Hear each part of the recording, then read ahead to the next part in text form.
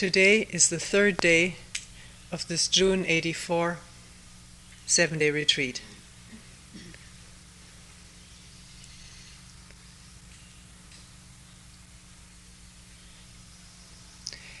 And we will talk about several things that have been brought up by people in meetings, which are all things of general concern.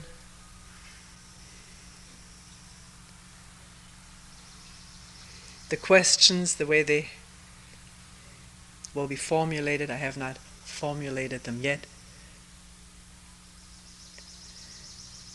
are not precisely the way someone put it in a meeting, so please don't feel misunderstood. It's usually a synthesis of several similar questions.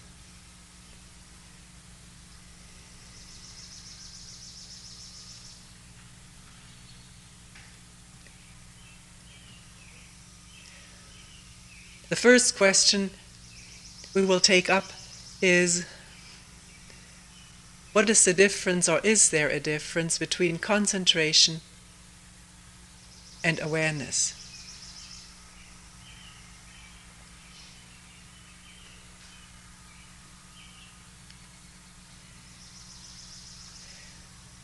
Actually, when this question was asked, I realized that I don't use the word concentration. At least I don't believe I do.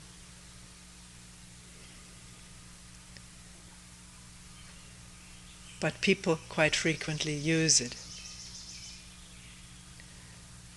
In reporting about their work, they may say, my concentration is quite good today. Yesterday it wasn't so good. Or the other way around, was terrific yesterday, today it's fallen apart.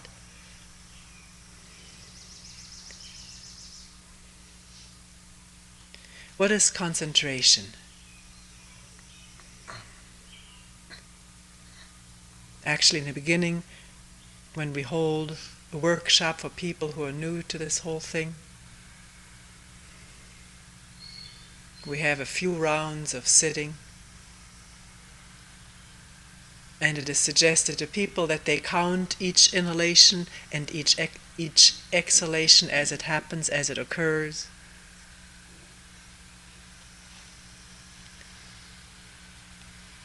Just attending to the count as the inhalation or the exhalation occurs. Completely attending to 1 and then to 2, 3. Maybe one can call this concentrating the mind on the counting, or the 1, the 2, the 3, as the inhalation and exhalation occurs. Focusing the mind. There are many, in schools or groups of meditation, there are many concentration practices.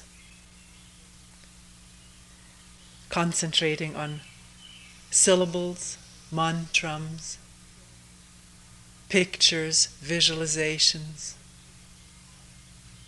and the meaning of concentration there is to focus the mind on this and not on all the rest of what is going on. So concentration, as I see it, is an exclusive activity of focusing the mind on this versus all the rest of happenings inside and out.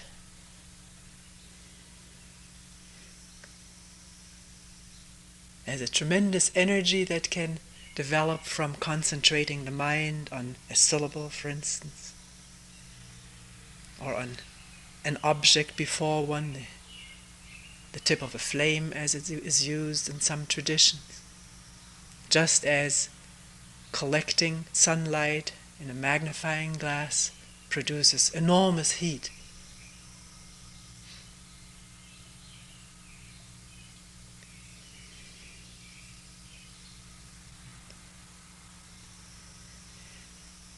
But this concentration, since it is exclusive, unavoidably or inevitably involves conflict and battle with the mind wandering.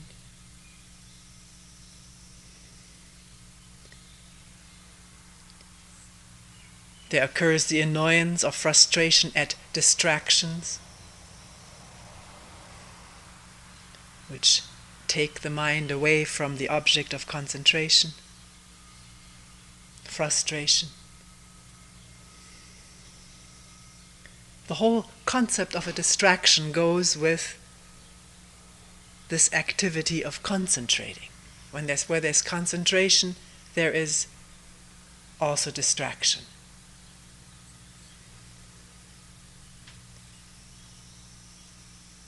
And yet if there begins to develop this ability to concentrate, one feels energy. People who train themselves in concentration have reported about incredible energies that can be developed, and very often developed for use, to do something with these energies. Mythologically, I remember reading long ago an Indian, a Hindu legend about some demon power who did yoga, meaning a concentrating exercise, for 60 kalpas, which is a long time. And developed such incredible powers that he was able to destroy all the gods, which was his aim.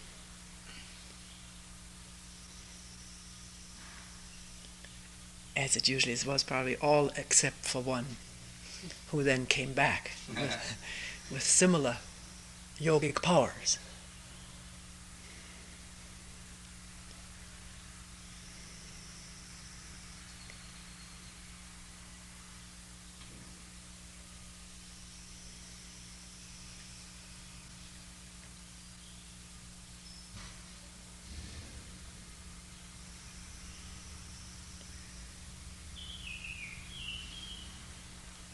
One may feel that one needs the energy of concentration to break through something. If one speaks in concepts, one may call it the wall of ignorance.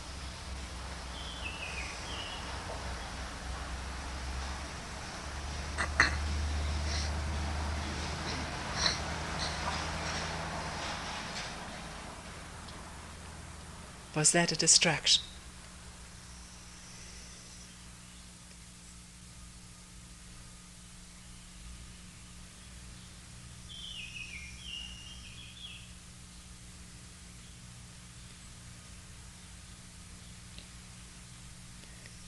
Breaking through the enclosure of self, or breaking through the self, or breaking through the koan.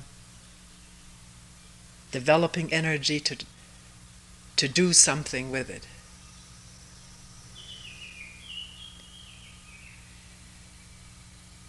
Which is always a dualistic position, which is the position of conflict, battle, strife, and ultimately sorrow, disappointment.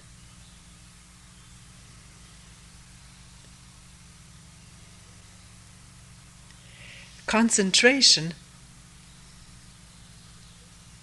as I see it, can be learned. One can train oneself in that.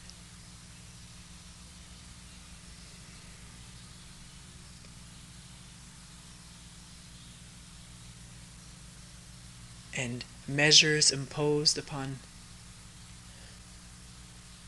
the place in which one, the way in which one concentrates, discipline, can be helpful in developing concentration.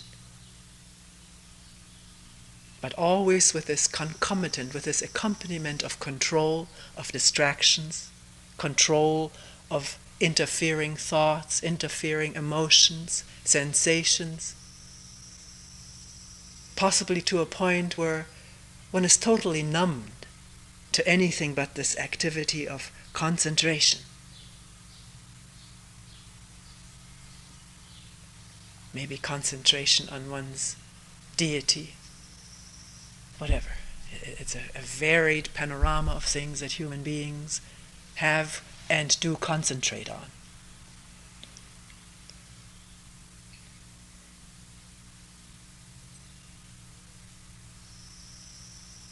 Either there is the constant battle with emotions, sensations, feelings, thoughts, or one masters it, one conquers it.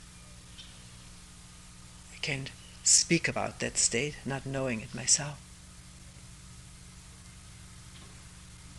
But one has read about and seen people who seem to be in a state of frozenness, numbness, or a certain inhuman quality of control, domination of self,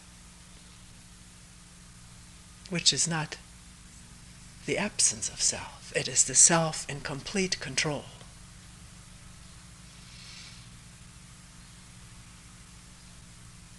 Or almost complete control. There is no perfection.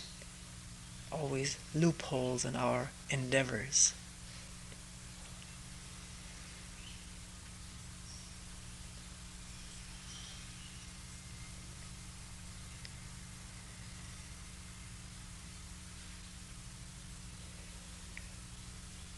The question was, what is the difference between concentration and awareness or attention? In awareness, there is no division between what is to be aware of and what is distraction. Awareness embraces. It includes, it's not exclusive. If one at this moment in time is working on attending, right, for the moment, maybe for the rest of the talk I'll use attending and awareness synonymously. If there's attending to the breathing,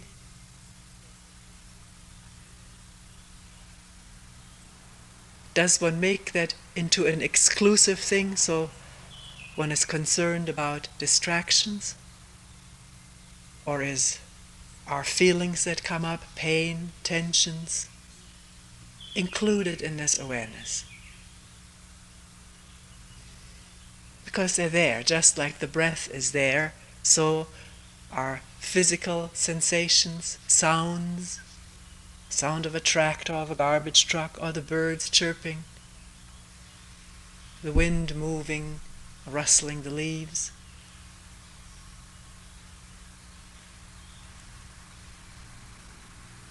Attending to the breathing, does that need to be exclusive? You have to check that out for yourself. I say it does not have to be exclusive. Awareness is not exclusive, it is complete, it is whole.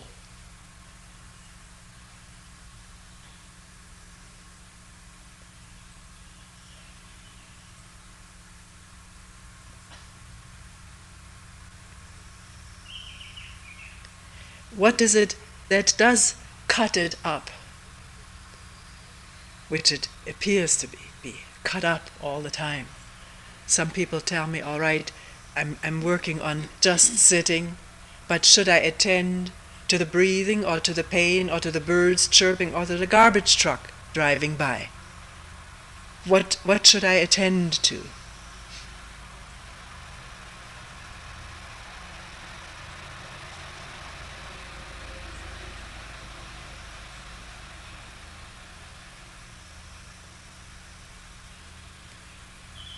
It's not a matter of what one should attend to.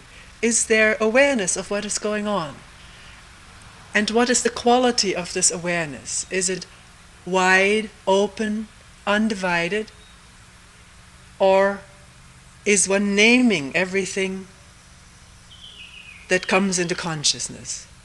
Ah, there's a bird. I wonder if it's a robin. Wonder why it's chirping. Is chirping a mating activity, or Is it territorialism? You see what happens. At that moment there is no breath. I mean, the breathing is going on, thank goodness. But the involvement is with thinking, knowledge, or wanting more knowledge about something.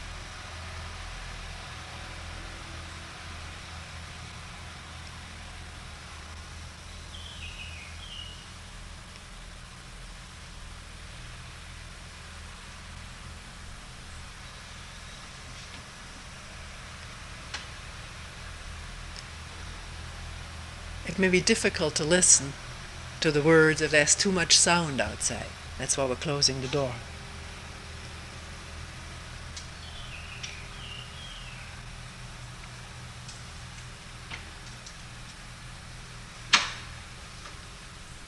There's nothing magical about attention, that one can listen attentively, carefully, openly to what is said here, and at the same time hear a conversation or a radio commentary that is coming in through the window.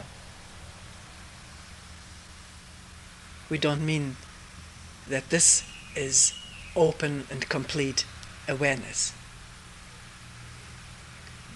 Open awareness is no fault-finding, no opposition or conflict with something. But yet if one can do something to minimize overpowering noise, one does it. If there's no possibility or no need for it, then can the attention embrace it all? But we were talking about what cuts up awareness, so it is not whole.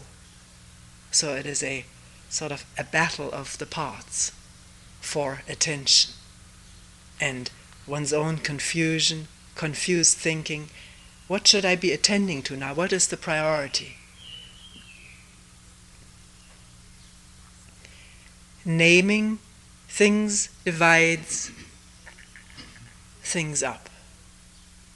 Not naming, there's no division, because the thought process does not become connected with one sound versus other sounds. All sounds are just what they are. And thought does not play with them, try to interpret them, pursue them. Which, please don't misunderstand. I'm not saying don't pursue sounds with thought. It is never a matter of laying down guidelines of how one should do this, but to understand what is happening as sounds hit the ear. That's one way of putting it. There are other ways of putting it. Is one pursuing, and therefore does one see immediately the narrowing down of the space into this one channel of pursuit of one sound. It's not good or bad, right or wrong, but it's what is happening. And while this pursuit is going on, there is no awareness of the breathing. If the pursuit is interrupted for some reason or other, there's an instant of awareness that one is pursuing a line of thought about some stimulus, something that has happened. And one doesn't immediately continue pursuing it because it was so interesting or so pleasurable or just so attractive for some reason or other. If the awareness really interrupts that thought, ends it, then there's the breathing.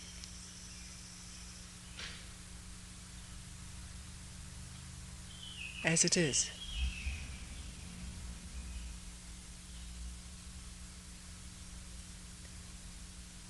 And it is not separate from the pain in the knee or the humming of a motor. If one doesn't get caught up in the pain as being bad, wrong, disagreeable, to be controlled or repressed.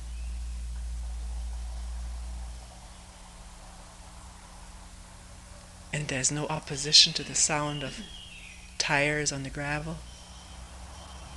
It isn't even that.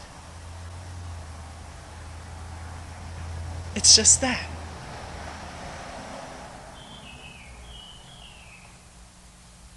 Without words, without commentary, without any conflict of should or shouldn't. No judgment.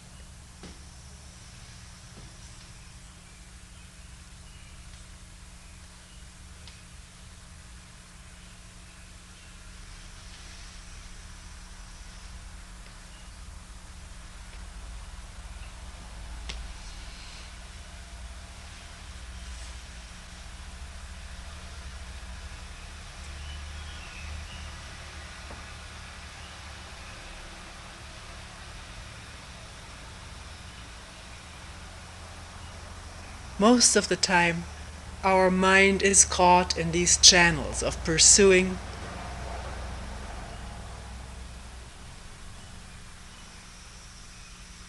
thoughts.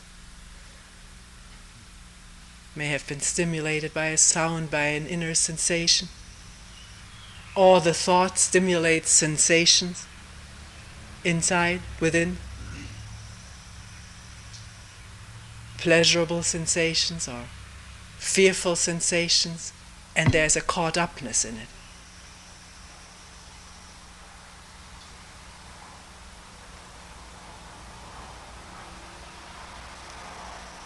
The thought occurs that it would be nice to have a country place where there are no cars going in and out.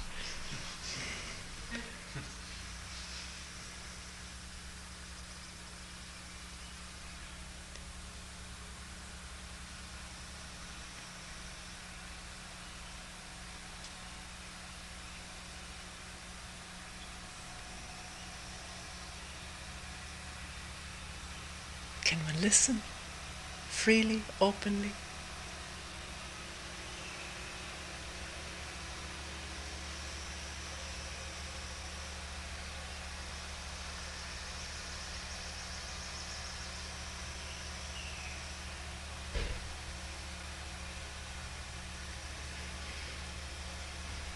One may ask at this point, now where does questioning a koan or working with an inquiry like, who am I, or what is it, or what am I? Where does this fit into this whole thing that you've been talking about? Concentration versus awareness.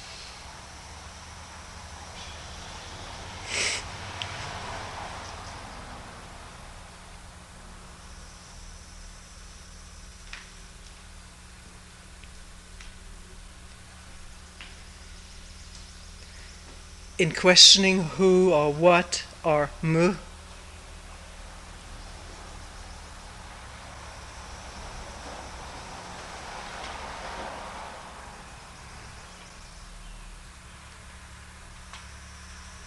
is one concentrating in the way in which it was described before, battling with thoughts which seem to be interfering, trying to control them, trying to control emotions or sensations, judging them as interfering, which is part of the battle, judging them to be wrong, bad, mechanism of an automatic mechanism of repression at work, which does not just start with working on a koan, it's ancient. Repressing something which is frightening or considered bad in someone else's eyes who has been important to one, like a parent or a teacher.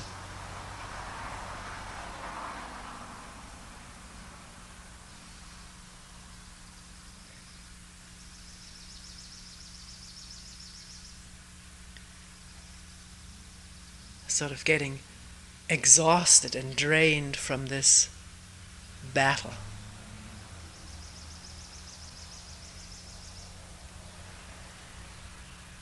And at the same time, the thought I ought to be concentrating better on my practice.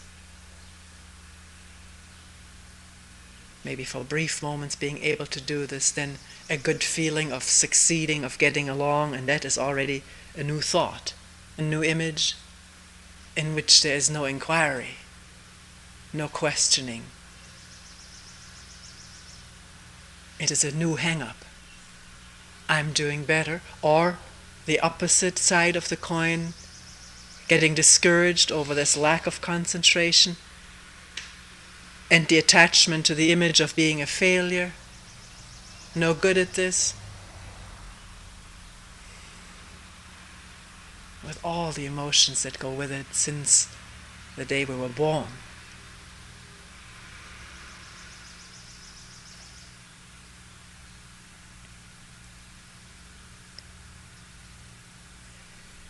Simply I want to make one informative statement. Koans or inquiries are not assigned to people. Sometimes from habit of the way things may have been at other centers, people say, I was assigned, or you assigned me this, and then in looking at it, one remembers it was not a matter of me assigning this to someone. Maybe I did in the early beginnings. I can't even remember what all was done then. People work on this because they wish to work on it, need to work on it. But there can always be a change. It's up to each one of us to work on what we need to work at the moment.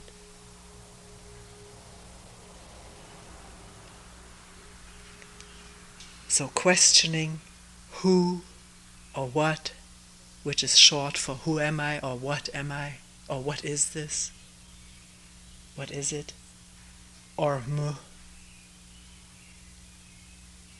Is there this pattern of concentrating on it, habitual pattern of concentrating on it, making it the exclusive thing and working hard at excluding in the way we have described? Or can, in this questioning, be an openness which is not concentration in this sense in which we've described it? Openness to what comes up within one: pain, tension, fear, anger, frustration, and allowing it to arise without the need to analyze it, interpret it. In other words, with no thought channel forming about this thing, because that immediately separates, becomes a very narrow affair. Allowing things within to arise, and what is actually the truth, not knowing it, not knowing what anger really is, but allowing it to show itself and questioning it.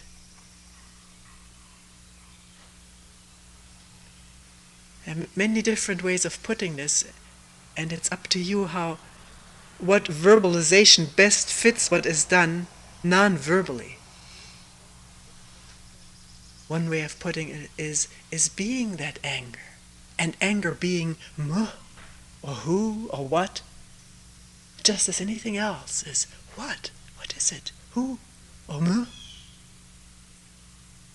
Not using mu as a tool, as a repressive or controlling tool, but as an opening question, which separates from nothing, condemns nothing, is nothing. It's just, what is it? I don't know.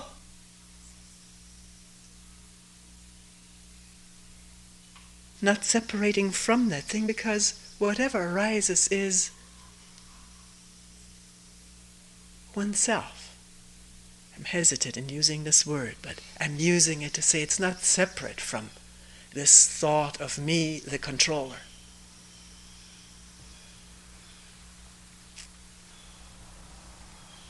So mu, or who, what, can it be so open that it is not separate from anything? Doesn't label or try to explain or analyze anything. It's inquiring, wondering, without knowing. Really not knowing. Which means all the words and explanations one has about something are put aside as being too limited and of the past. They don't apply right now. This thing right now is not the past. It's new. What is it? Or who? What?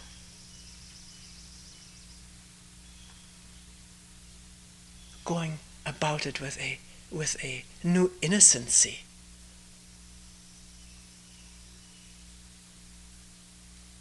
Which really doesn't know. And yet wonders. Who?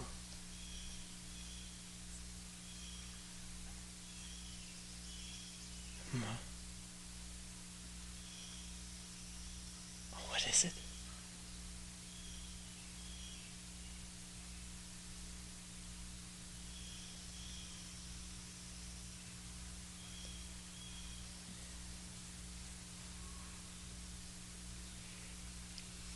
In working this way, the same processes occur as in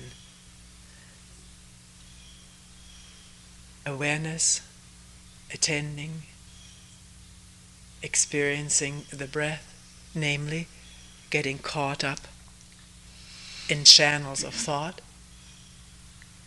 and for a channel of thought to come to an end and not just transmute itself into another one and another one and another one, there has to be an instant of attention. Attention that this is actually going on, which happens on its own.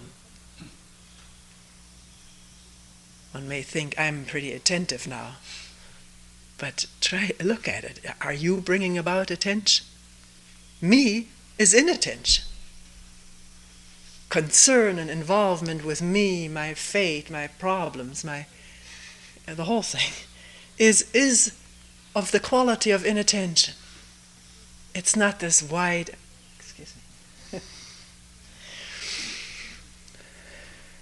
embrace.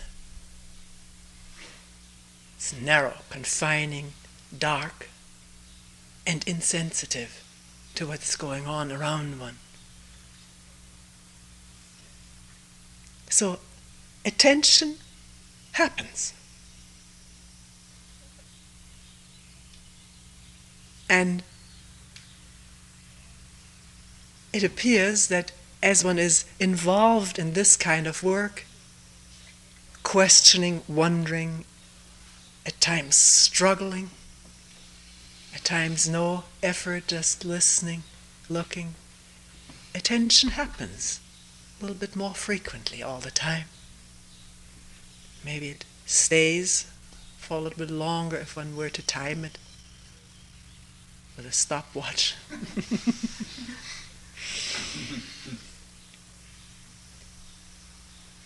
And then one wonders, how can I make this attention longer and last longer and come more frequently, maybe forever? See what these are. These are our habitual thoughts of wanting, our greed too. Something occurs which is quite amazing, that there is an awareness of what is going on. One isn't totally caught up. It's an amazing phenomenon that occurs on its own, or an instant in which there's absolutely no feeling of division. There's a feeling of wholeness. When at the moment one doesn't put it into those terms. One doesn't even know what is happening. It is a state of not knowing, but just pure being. And then this mechanism of the brain to represent it to itself in a picture or in words. And then we have something tangible for which we can strive. or which we think we can teach to others. But it's not teachable. It's not givable or hand-overable. It happens on its own. When this work goes on, and sometimes it happens on its own to people who have never even heard of any such thing as Zen work or spiritual work, all these labels.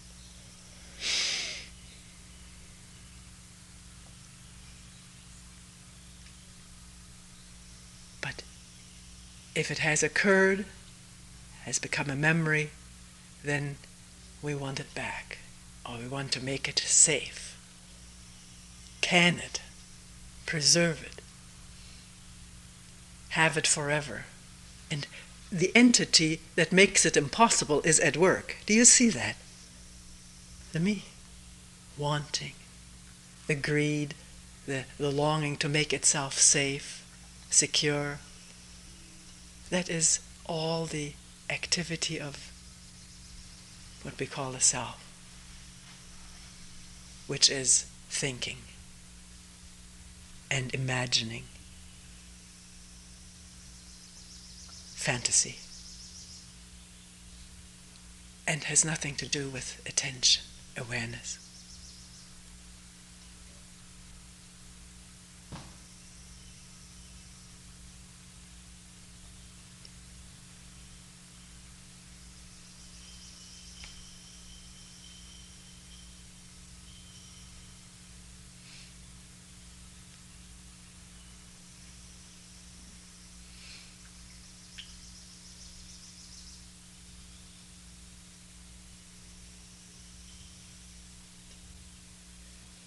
People do ask, can one train this awareness or train in attention?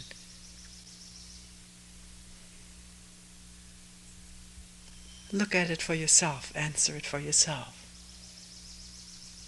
When does attention or awareness really arise?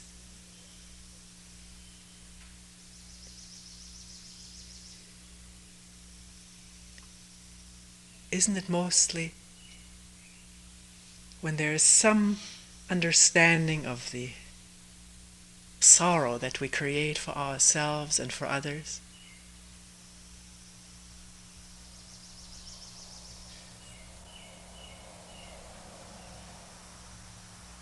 Through our selfishness, to use a cover word for all these activities of greed, ambition, competitiveness, rivalry, wanting to possess, to own, to have power over, or to be possessed, to be with someone of power.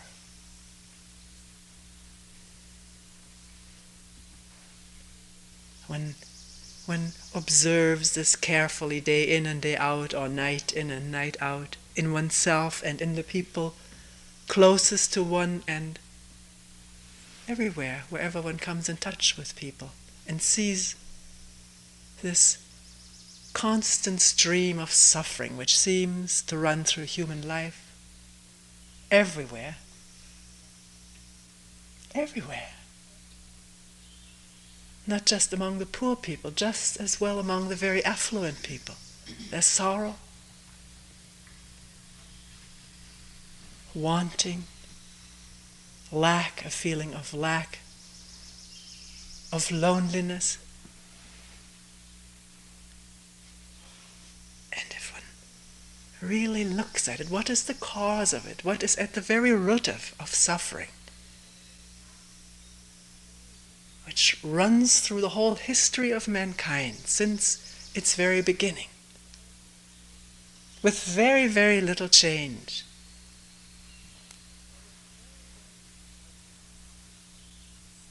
Poets, historians, or writers have, since time immemorial, sung of the glories and the tragedy and suffering of wars, the sweetness of love, of two people being together, and the tragedy of one dying or leaving the other, the heartbreak in the one who's left.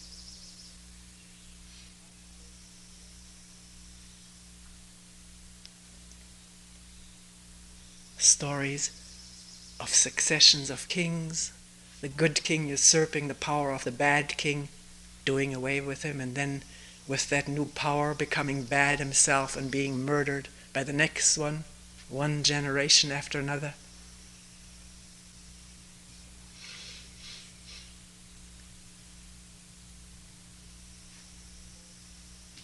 This massive flow or stream of sorrow is the history of mankind, with here and there some true joy, some true love, which asks not for anything for itself or for continuation. It's just there. If this becomes a reality, a truth, a fact for oneself, and one inquires into this, where it's nearest and closest, namely in oneself, that one must find out why over and over and over again the same story, the same tragedy, the same sadness, division, isolation and separation. Why? And here is, if we can put it in technical terms, here is a laboratory where you can observe it firsthand.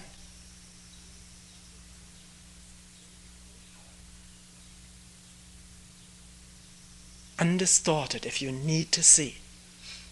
And you will be free of all distorting influences, which are beliefs, convictions, opinions, traditions that interpret things for you. You will put this aside and look from moment to moment. And with this, attention comes. It's there. It illumines.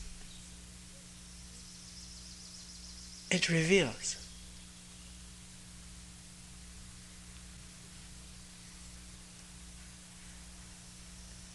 And it brings understanding, not control or suppression, but understanding, not intellectual understanding. That comes later and is all right, but direct understanding comes first.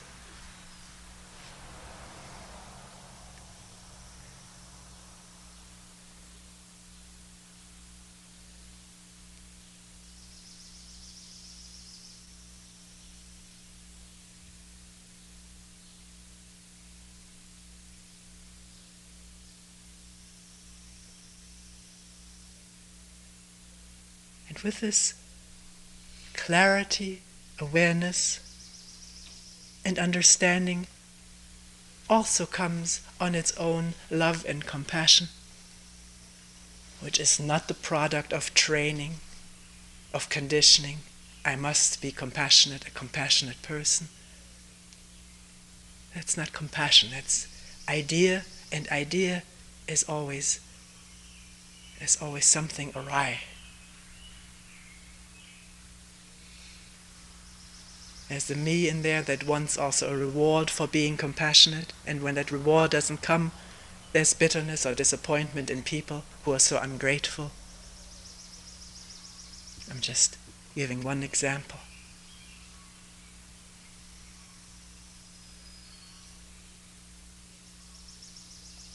It's compassion in the truest sense of the word, which means passion with everyone and everything. As it's there. And oneself is all of that. Not in any magical, mystical, occult way.